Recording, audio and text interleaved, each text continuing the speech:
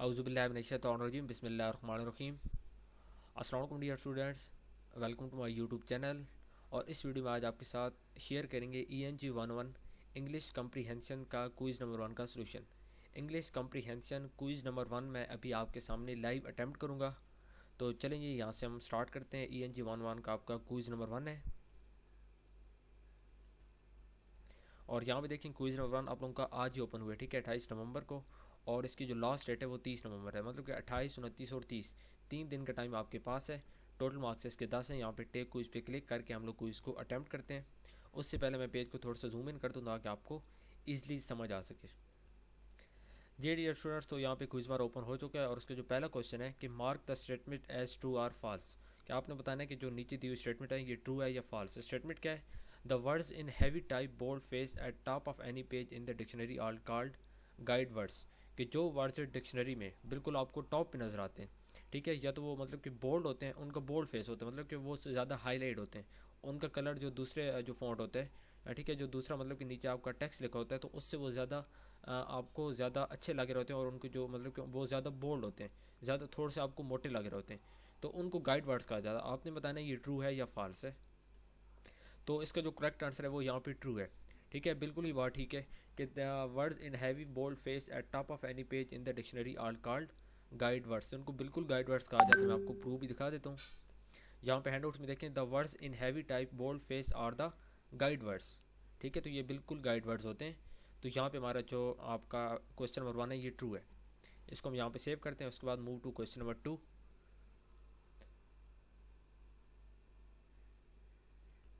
जी, उसके बाद question number 2 आप क्या है कि identify the proper noun in the given sentence.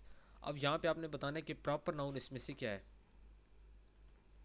तो यहाँ पे बिल्कुल क्लियरली पता चल रहा है कि प्रॉपर नाउन आपको पता होता है क्या होता है कि किसी भी किसी चीज़ का स्पेसिफिक नाम, किसी जगह का स्पेसिफिक नाम, किसी कंपनी का स्पेसिफिक नाम, ठीक है, किसी इंसान का स्पेसिफिक जो नाम होता है।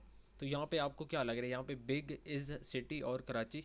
तो यहाँ पे जो कराची है ये यहाँ पे क्या है, ये यहाँ पे है प्रॉपर नाउन, ठीक है। इसको हम यहाँ पे सेव करेंगे। इसका मैं प्रूफ आपको नहीं दिखा सकता क्योंकि यहाँ पे ये बिल्कुल ईजी सा है और बिल्कुल आसान तरीन है, कंसेप्चुअल है, ठीक है, लेकिन बहुत आसान है। तो इसका जो करेक्ट आंसर है वो यहाँ पे कराची है। उसके बाद move to question number 3। Question number 3 है कि she is extremely rich dash she is not snobbish. तो इसका जो करेक्ट आंसर होगा यहाँ पे देखिए, शी इज़ एक्सट्रीमली रिच, ठीक है, कि वो बहुत ज़्यादा अमीर है।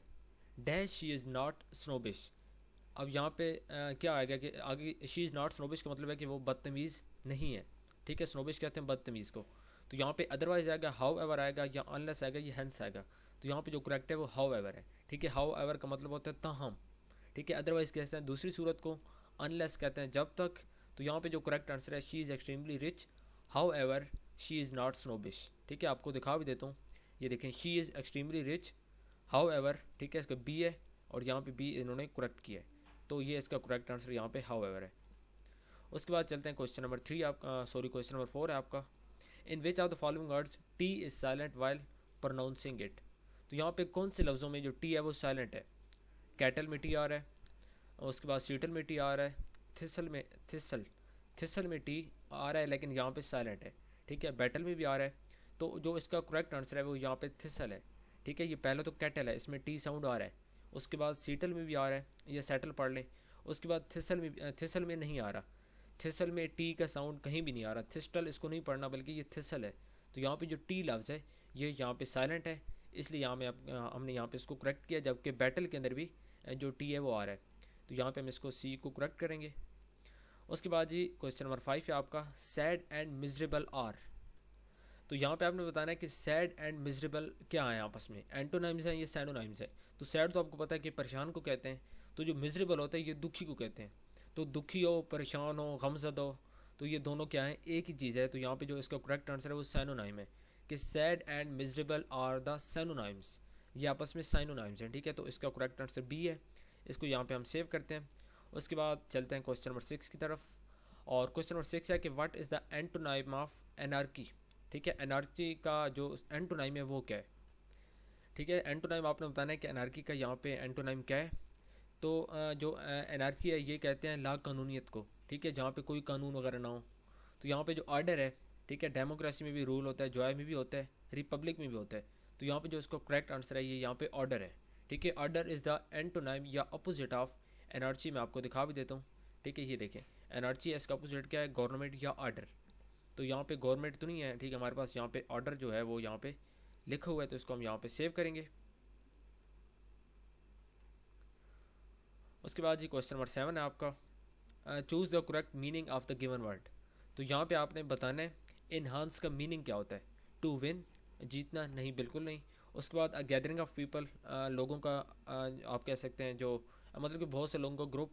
ये लीव, छोड़ना। टू इंक्रीज, बढ़ाना। तो एनहांस का मतलब होता है बढ़ाना। ठीक है, तो यहाँ पे इसका जो करेक्ट आंसर है वो यहाँ पे टू इंक्रीज है। इंक्रीज का मतलब आपको पता होता है, बढ़ाना होता है। इन्हांस का मतलब भी बढ़ाना है। ठीक है, यहाँ पे मैं आपको दिखाता हूँ, ये देखें इन्हांस, बढ़ाना। अब यहीं पे हम लिखेंगे इंक्रीज। ठीक है, ये इंक्रीज, इजाफा, बढ़ाना एक ही बात है। ठीक है, तो यहाँ पे जो इसका करेक्ट आंसर है वो डी है। उसके बाद ये क्वेश्चन नंबर 8 है आपका, बहुत सिंपल होगा उम्मीद करते हैं। पहले वाले क्विज जो बिल्कुल साथ आए आपके बहुत आसान थे। 8th वन है कि we have been having problems with the heater dash we bought it. ठीक है, कि हमने जो मतलब कि हीटर लिया था, हम उससे प्रॉब्लम फेस कर रहे हैं। Dash we bought it. तो यहाँ पे जो इसका करेक्ट आंसर है वो यहाँ पे है सिंस है। ठीक है, we have been having problems with the heater. मैं आपको ट्रांसलेट करके भी दिखा देता हूँ। चलिए ट्रांसलेट कुछ हो रहे हैं तो यहाँ पे टाइम लग जाएगा। तो यहाँ पे जो करेक्ट आंसर है वो यहाँ पे सिंस आ रहा है। ठीक है, वाइल, डैट और वैन कभी भी नहीं आता। वैन का मतलब होता है जब, डैट का ये, और वाइल का जब के। तो यहाँ पे सिंस जो है वो यहाँ पे करेक्ट आंसर है। उसके बाद ये क्वेश्चन नंबर 9 है आपका, उसको देख लेते हैं। क्वेश्चन नंबर 9 है find the words that differs from the rest in the position of the main stress. तो अब आपने इनमें से ऐसा लफ्ज़ बताना है जो कि मुख्तलिफ है फ्रॉम द रेस्ट, जो बाकियों से डिफरेंट है, in the position of the main stress. कि जो लफ्ज़ बाकियों लफ्ज़ों से डिफरेंट है, कि जिसमें उसको जो लफ्ज़ों को मतलब कि मेन स्ट्रेस है उसकी पोजीशन उस लफ्ज़ में डिफरेंट होगी। इटर्नल देखें, एम्पेरर देखें, इनहेबिट देखें या इमेजन देखें। तो यहाँ पे जो मुझे इसका करेक्ट आंसर लग रहा है, ठीक है, इटर्नल है और एम्पेरर है, इनहेबिट है और इमेजन है। तो इनहेबिट, एम्पेरर, इटर्नल। तो यहाँ पे जो करेक्ट मुझे यहाँ पे इसका डी लग रहा है। ठीक है, आप इसका जो भी अगर करेक्ट कोई और लग रहा है आपने इसका कोई और लगा लेना है। ठीक है, आगे चलते हैं क्वेश्चन नंबर 10 पे। तो क्वेश्चन नंबर 10 है आपका find the correctly spelled word.